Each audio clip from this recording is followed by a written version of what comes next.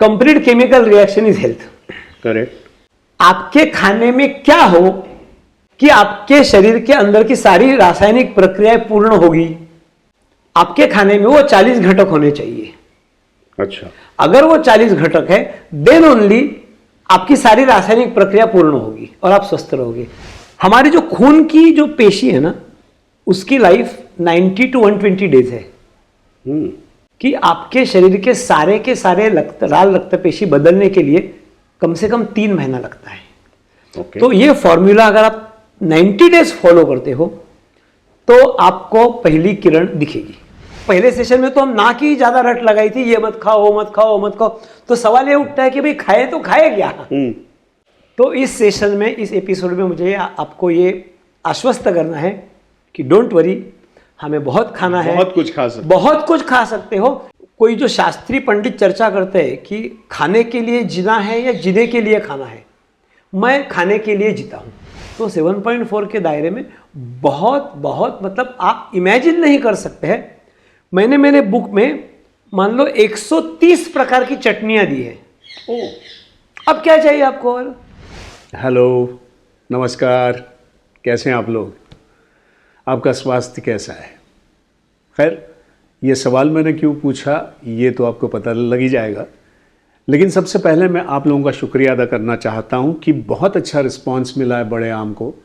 हमारे सब्सक्रिप्शंस भी बढ़े हैं, लेकिन और अगर बढ़े तो हमें बड़ा आनंद मिलेगा और बहुत लोग, अच्छे अच्छे लोग, बड़े आम लोग इस पॉडकास्ट में शामिल हो जाएंगे। इसीलिए आप इसको शेयर करते रहिए और सब्सक्राइब करते रहिए। अब आऊँगा इस बार के बड़े आम पे। अब के बड़े आम हैं माधव जोशी। अगर आपने देखा होगा या आपको याद होगा तो माधव जोशी, जिनको हमने बहुत पहले बुलाया था, जिन्होंने स्वास्थ्य पे बहुत अच्छा एक कॉन्वर्जेशन किया था, बहुत सारे इंसाइट्स दिए थे, बहुत लोगों को वो अच्छा भी लगा था, लेकिन कई सवाल हमको आए। तो हमने सोचा कि इन सवालों का अगर निरसन किया जाए, इन सवालों के जवाब उन्हीं से अगर दिए जाएं तो बड़ा अच्छा होगा। इसलिए हमने उनको दोबारा बुलाया है और इस बार और सारे इंसाइट्स स्वास्थ्य के बारे में, आपके खाने के बारे में, आपके सोच के बारे में आपको मिलेंगे इस पॉडकास्ट में। और इस बार आपको आनंद होगा कि उन्होंने बहुत सारी चीज़ें ऐसी बताई हैं जो आप बहुत खा सकते हो अलग अलग तरीके से, लेकिन स्वास्थ्य को ध्यान में रखते हुए आपको कैसे खाना है ये बताएंगे माधव जोशी इस बार।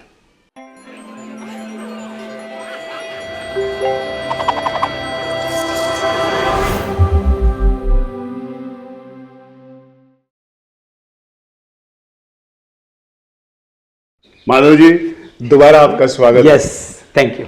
आपका एपिसोड बड़ा अच्छा लगा लोगों को, बहुत सारे सवाल उठे हैं, लोगों ने सवाल किए हमको, अब उत्तर चाहते हैं और ज़्यादा अवेयरनेस चाहते हैं। तो ये बहुत बड़ी अच्छी बात है क्योंकि वो आपके मिशन से जुड़े हुए हैं जी। और मेरे ख्याल से ये कुछ थोड़ा आगे जा रहा है। तो इस बार हम मिलकर थोड़ा और डिस्कस करेंगे। तो अब सवाल कई आए हैं, उसमें से एक सवाल ये है कि 7.4 के पर्सपेक्टिव से असली हेल्थ का डेफिनेशन क्या है? जहां हमको जाना है, जब तक हम वो डिफाइन नहीं करते कहां जाना है, तब तक पहुंचना मुश्किल है। You should have clear idea कि हमको जाना कहां है। करेक्ट। इस विषय पर मैंने भी बहुत सोचा कि क्या है स्वास्थ्य, क्या है, परिभाषा क्या है, डेफिनेशन क्या है। Of course first and foremost is world health organization की जो विश्व की प्रधान संस्था है, उनकी व्याख्या क्या है? WHO कहीं 1948-46 के आसपास वो व्याख्या हुई है तय, और अभी तक वही बरकरार है। एंड इट से something physical, emotional, social wellbeing and not only absence of disease और इन्फर्मिटी। ये व्याख्या जब मैंने पढ़ी तो मुझे ये कुछ क्या कहेंगे अटपटी लगी। अच्छा। या इनकम्प्लीट लगी। ओके। वर्बॉस लगी। बहुत बहुत बड़े शब्द उन्होंने यूज किए हैं क्योंकि मेरा देखने का अंदाज अलग था। आई डोंट से व्याख्या इज इनकरेक्ट। मैं क्या ढूंढ रहा था उसमें वो मुझे नहीं मिला। तो मैं क्या ढूंढ रहा था उस व्याख्या में? हम व्याख्या क्यों करते हैं बेसिकली? वो वर्ल्ड हेल्थ ऑर्गेनाइजेशन की बात छोड़ दो, किसी भी चीज की हम व्याख्या क्यों करते हैं? Why you define something? मेरी दृष्टि में प्रधान कारण यह है, व्याख्या करने के बाद हमें कुछ निर्णय लेना है जो हम कर सके, अगर इसको एकेडमिक व्याख्या हो गई ना, अगर हमें मुझे कुछ करना नहीं है, I have no action plan, मेरे पास अगर कोई एक्शन प्लान नहीं है तो उस व्याख्या करने का कोई वजूद नहीं है, क्यों व्याख्या करें फिर? सही है। तो मैं भी आपसे पूछ रहा हूं, what is health? It is physical, emotional, social wellbeing and not only absence of disease और इन्फर्मिटी, ऐसी वर्ल्ड हेल्थ ऑर्गेनाइजेशन की व्याख्या है। तो ड्यूरिंग इन दिस व्याख्या का जो दायरा है, उसके आधार पर आप अपने स्वास्थ्य के लिए क्या कोई प्रोटोकॉल बना सकते हो? नहीं। आज शाम को आप खाना खाना है, आपके सामने व्याख्या है। अब इस व्याख्या के आधार पर आज शाम को क्या खाना बनेगा, ये मेरा प्रश्न है, क्योंकि लोग मुझे यही प्रश्न पूछते हैं ना कि मैं शाम को क्या खाऊं, सुबह क्या खाऊं। इस व्याख्या के आधार पर I am not able to tell them कि इस व्याख्या के आधार पर, अगेन आई रिपीट, शाम का खाना क्या बनेगा। नहीं, बिल्कुल नहीं हम कर सकते, क्योंकि मालूम ही नहीं हमको क्या करना है। तो इस दृष्टि से व्याख्या मुझे इतनी रास नहीं आती है। अच्छा, अब ये हुई वर्ल्ड हेल्थ की ऑर्गेनाइजेशन की व्याख्या। वैसे आयुर्वेद की भी व्याख्या है, वो भी मैंने पढ़ी, आयुर्वेद की व्याख्या है।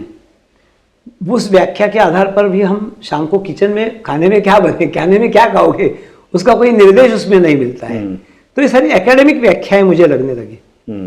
और वैसे मैं बहुत ही कम किसी से सहमत होता हूँ नॉर्मली। आयुर्वेद का सिर्फ इतना है कि वो कहते हैं कि जो आप खाते हो वही आपकी दवा है, या दवा अलग से एक्चुअली नहीं होती है बाद में उसकी, बट लेकिन क्या खाना है, देखो ये फिलॉसफी, मैं फिलॉसफी की बात नहीं कर रहा हूँ, मैं मेनू की बात कर रहा हूँ। करेक्ट, वही मैं क्या क्या खाना है, वो मेनू मालूम नहीं पड़ता है ना।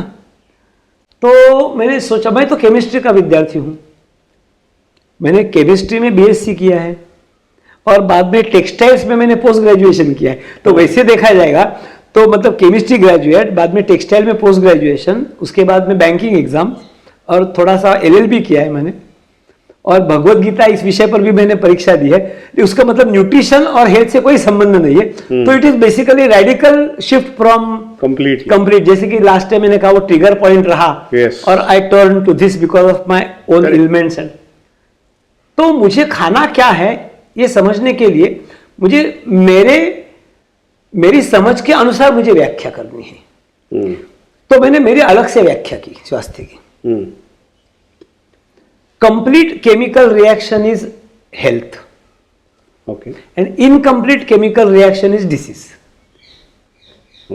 मैं केमिस्ट्री का विद्यार्थी हूं, तो मैं सारे स्वास्थ्य को और या अस्वास्थ्य को केमिस्ट्री की दृष्टि से देखता हूं। तो स्वास्थ्य की व्याख्या क्या है? Complete chemical reaction is health, incomplete chemical reaction is disease. जो प्रश्न मैं WHO के डेफिनेशन के लिए पोज करता हूं, तो लोगों ने मेरी व्याख्या के प्रति भी वही प्रश्न पोज करना शुरू किया। अगर ये तुम्हारी व्याख्या है तो शाम को क्या खाऊं बोलो। मेरा दावा था ना कि उस व्याख्या से मुझे पता नहीं चलता शाम को क्या खाना है, तो चलो तुम्हारी व्याख्या से हमें समझाओ आज शाम को क्या मेनू करना है। तो मेरी जिम्मेदारी बनती है कि मेरी व्याख्या के तहत शाम को क्या मेनू बनेगा। फॉर एग्जाम्पल अभी हमने जो खाना खाया वो रागी का डोसा था। करेक्ट। मेरी व्याख्या क्या है? Complete chemical reaction is health. Correct. आपके खाने में क्या हो कि आपके शरीर के अंदर की सारी रासायनिक प्रक्रियाएं पूर्ण होगी। करेक्ट। करेक्ट। आपके खाने में वो 40 घटक होने चाहिए। अच्छा। अगर वो 40 घटक है देन ओनली आपकी सारी रासायनिक प्रक्रिया पूर्ण होगी और आप स्वस्थ रहोगे। तो कौन से 40 घटक है?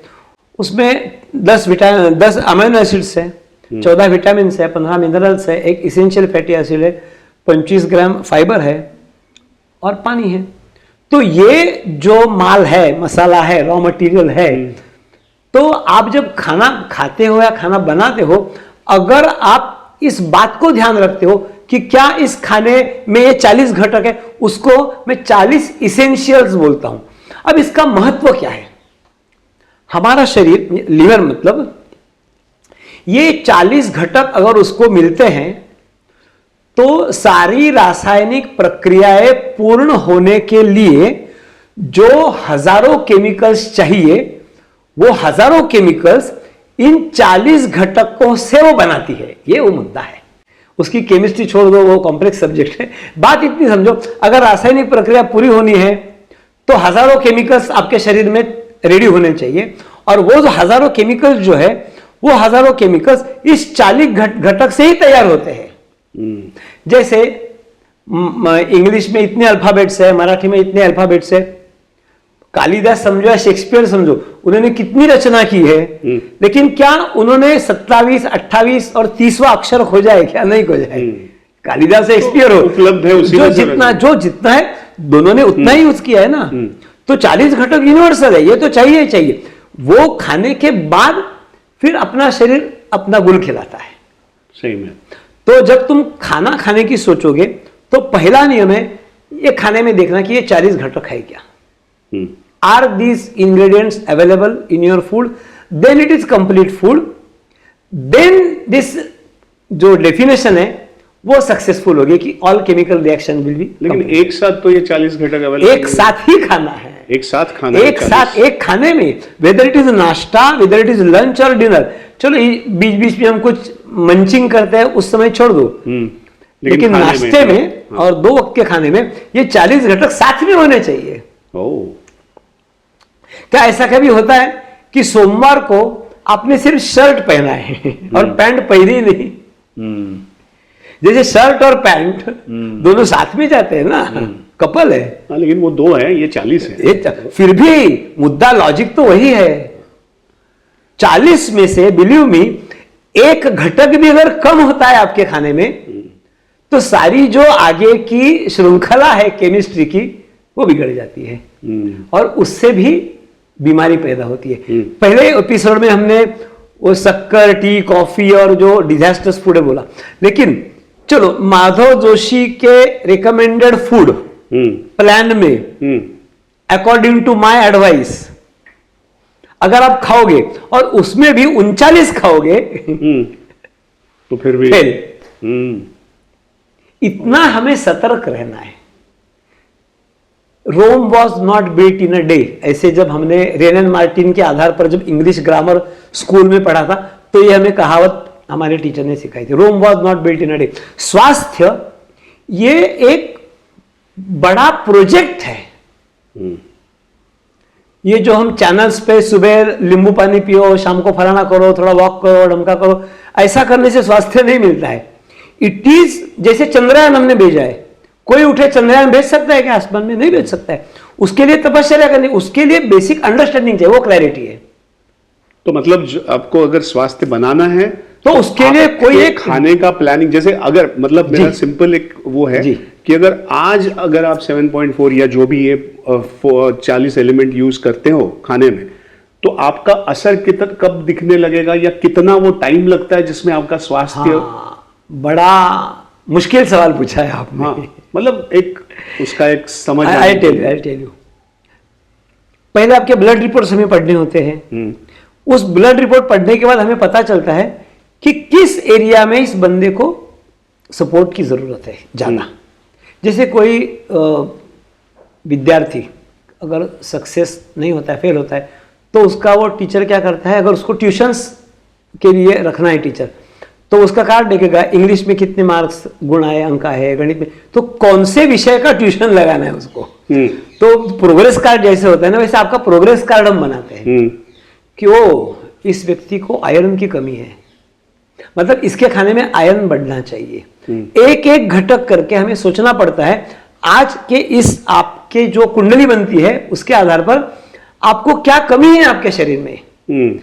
पॉइंट नंबर 1, तो जो कमी है वो पूरी करनी पड़ेगी और आपस में उनका संतुलन होना चाहिए। आपस में 40 घटक का संतुलन होना चाहिए। वो उसकी केस स्टडी करके पता चलता है कि उसको कैसे संतुलित 40 घटक उसको देने हैं। Okay. वो जब देते हैं फिर पार्ट 1 खत्म होता है। हम्म, इस 40 घटक के अंदर, चलो 40 घटक हो गए, लेकिन उसमें भी एक एसिड अल्कली बैलेंस होता है। ओके। 40 घटक है और एसिडिक फूड 80% है और अल्कली फूड 20% है। 40 घटक है तो पहला पड़ाव पार किया, बराबर हो गया। लेकिन अगला पड़ाव है एसिड अल्कली बैलेंस है क्या उसमें?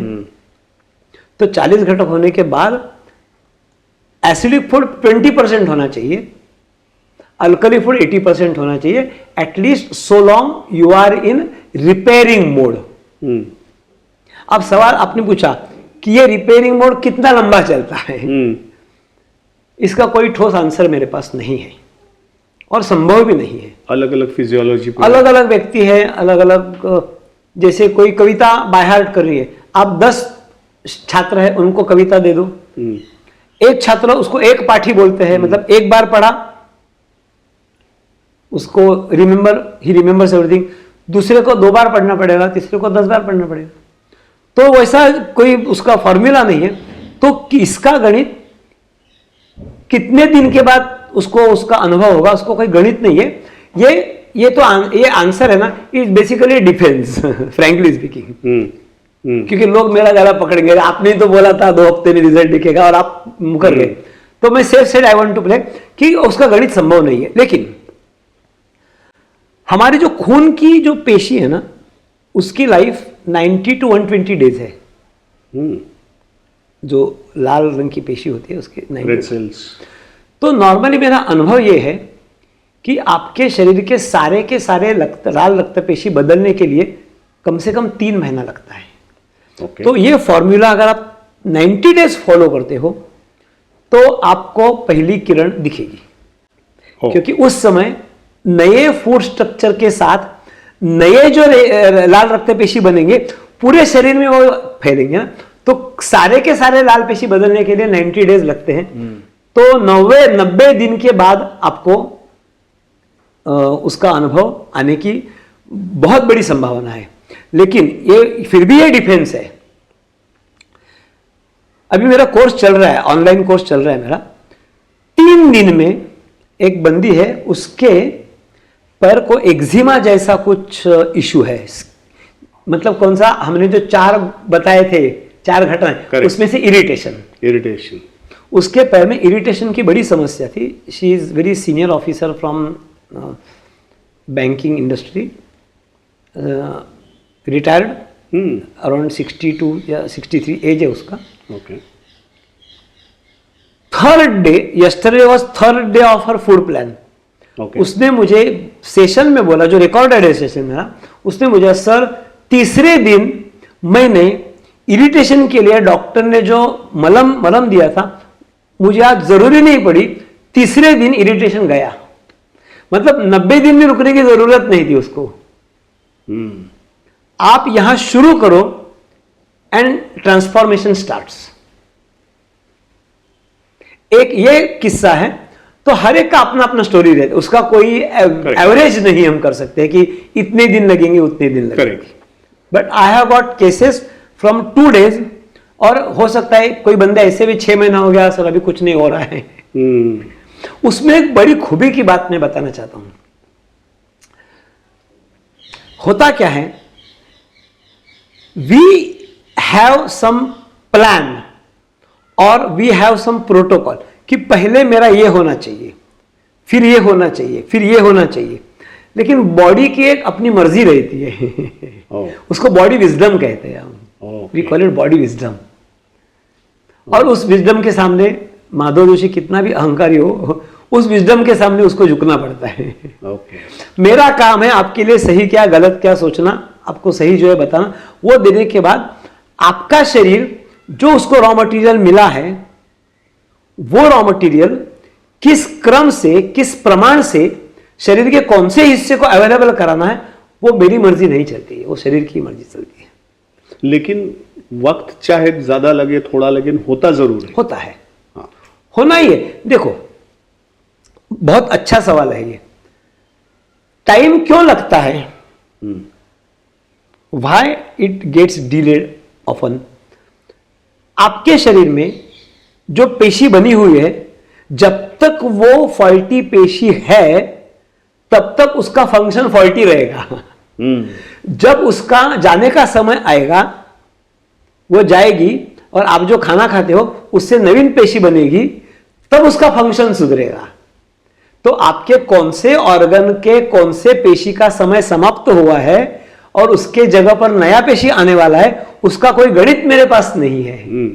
आपके कौन से ऑर्गन का हर सेल, जैसे माधव जोशी का जन्म हुआ, कहीं तो मरना है, कभी तो मरना है, वैसे हर पेशी, एक 5% ऐसे पेशी है शरीर में जो जन्म से मृत्यु तक सेम रहते हैं, वो बदलते नहीं है। लेकिन बाकी के पेशी का एक लाइफ साइकिल रहता है, वो मरते हैं, नए तैयार होते हैं, मरते हैं, नए तैयार होते हैं, मरते हैं, नए तैयार होते हैं। तो जब नए तैयार होते हैं, उस दिन आपने क्या खाया है, वो कितना एसिमिलेट हुआ, वो कितना कन्वर्ट हुआ, उस गणित पर निर्भर करता है कि आपका जो प्रोग्रेस है वो किस गति से चलेगा, किस दायरे में चलेगा। तो एक लड़की की एक स्टोरी बताता हूं आपको। उस लड़की को ढेर सारे प्रॉब्लम्स थे, मतलब ओबेसिटी थी, वजन ज़्यादा था, घुटने में दर्द था, नींद नहीं आती थी, स्किन रफ थी और बालों का प्रॉब्लम था, बालों का झड़ना। तो वो उसका वजन कम हो गया, स्किन सॉफ्ट हो गई, नींद अच्छी लगने लगी, everything was taken care of by this food plan. But बालों का झड़ना उसका कम नहीं हो रहा था। तो जब उसने मुझे फीडबैक दिया, उसने एक ही रट लगा के रखी कि बाल गिरना बंद नहीं हुआ है। जब मैंने पूरी के स्टडी की, she was not registering what had happened to her in these areas. वो एक ही बात पर अटक गई थी, क्योंकि उसको लगता था बालों का झड़ना पहले बंद होना चाहिए।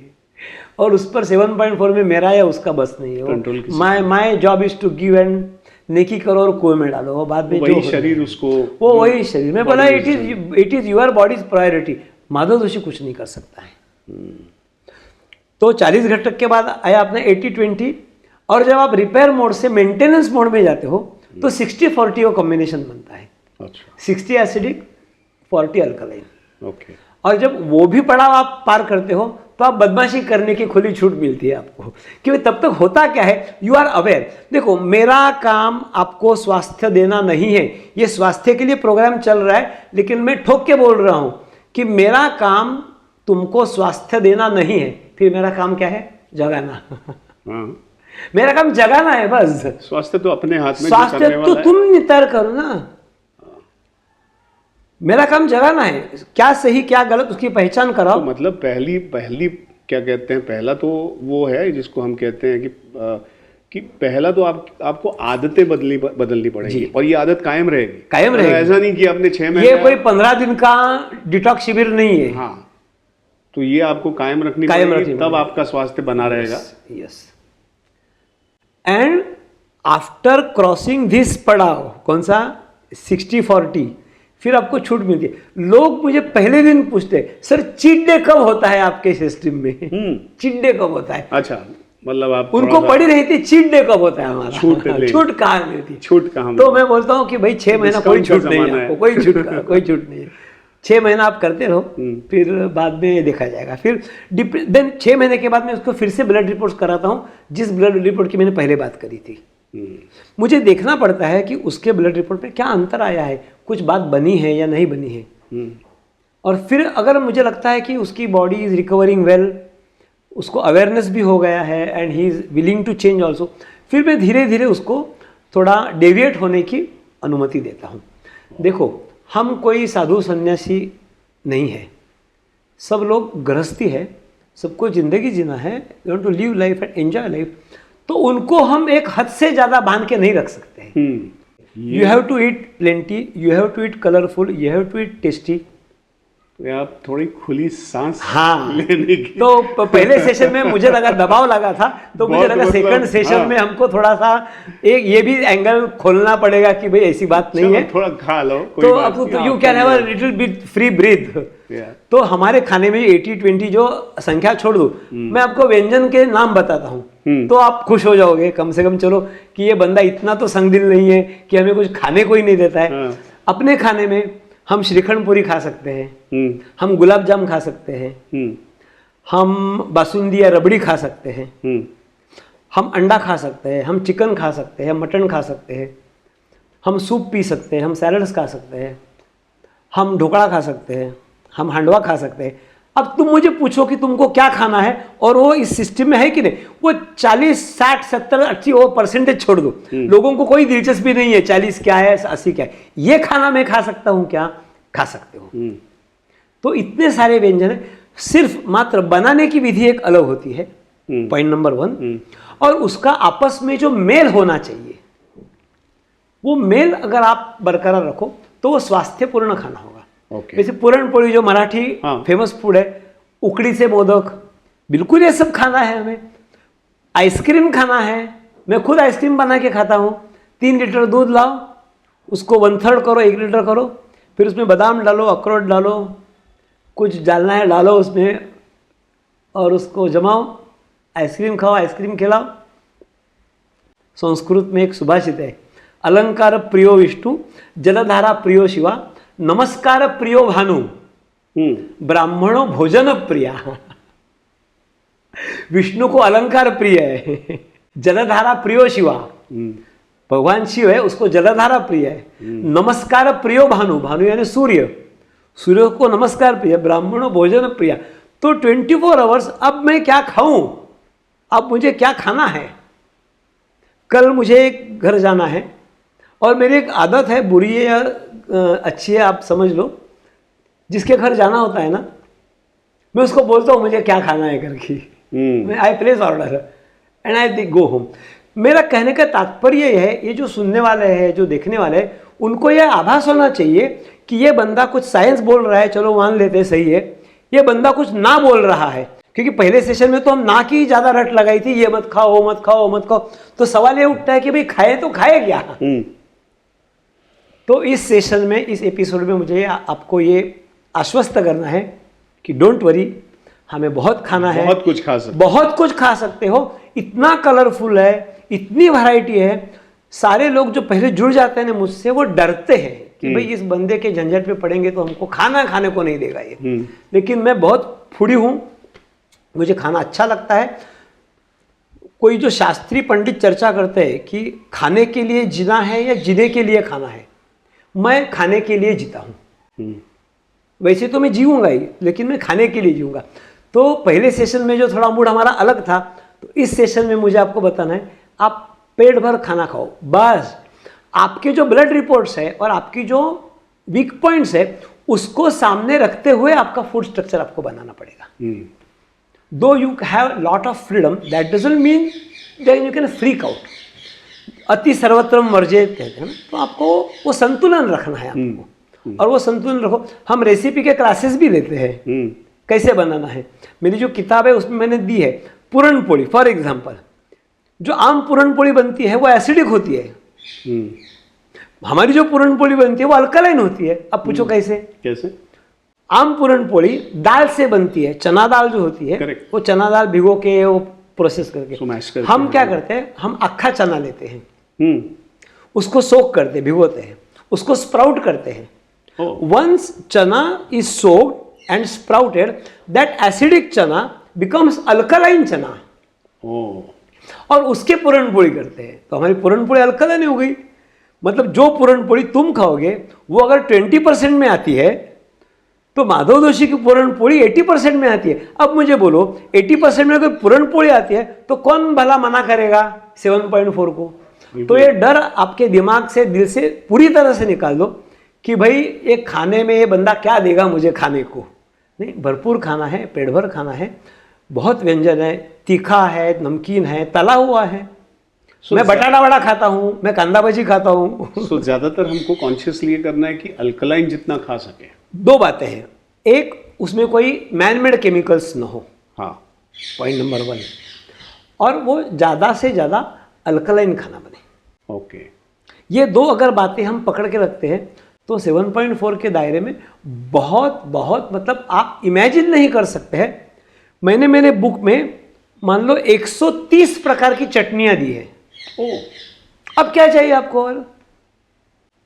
लेकिन कोई व्यक्ति जो जुड़ जाता है ना, उसको आभास ऐसे होता है, मैं उसको डाइट बोलने के लिए भी विरोध करता हूं। डोंट कॉल इट डाइट, ये फूड है, डाइट क्यों बोलते हो? Diet is abuse for me, diet बोलेगा इट्स तो correction of food. Correction of food, diet नहीं दे रहा हूँ मैं, करेक्ट कर रहा हूँ तुम्हारा फूड, और- and it has to be sustainable.